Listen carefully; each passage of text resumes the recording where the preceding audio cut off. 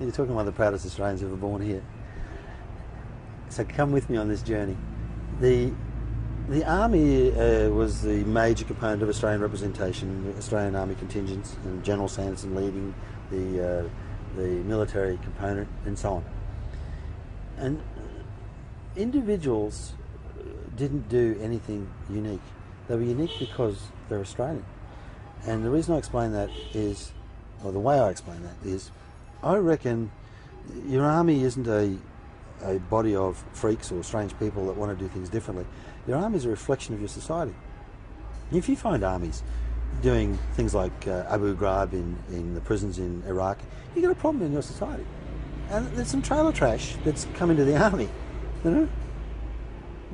And I say that unabashedly and without apology.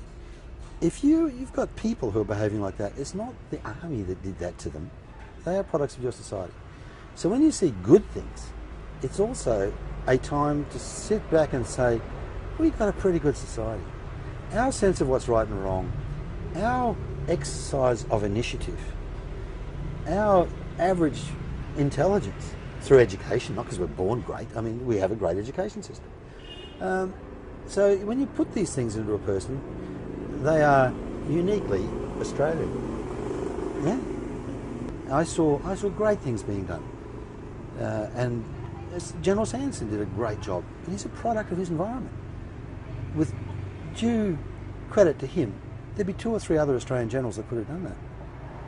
Because of the training and the type of people that are in the army, or just a reflection of society. There's more than one General John. Mind you, he was pretty special. But generally speaking, I'd hold that argument, you know. And so, did I see people doing great things? Yeah, lots. Were they different from the way other people responded and acted? Yes. But I mean, Anthony Brockman, the guy, the name you mentioned, he's a great guy. Absolutely fantastic guy. I worked with him closely over a long time, and I never had anything but admiration for him. I'd see him exercising initiative. I'd see him solving problems and not passing them on. You know? These are very Australian traits. Deal with it. You know? And having the skills to be able to deal with it. Having a cultural softness. We actually decry ourselves. I'll get back to Anthony in a second. But he has all these things. But he's not unique.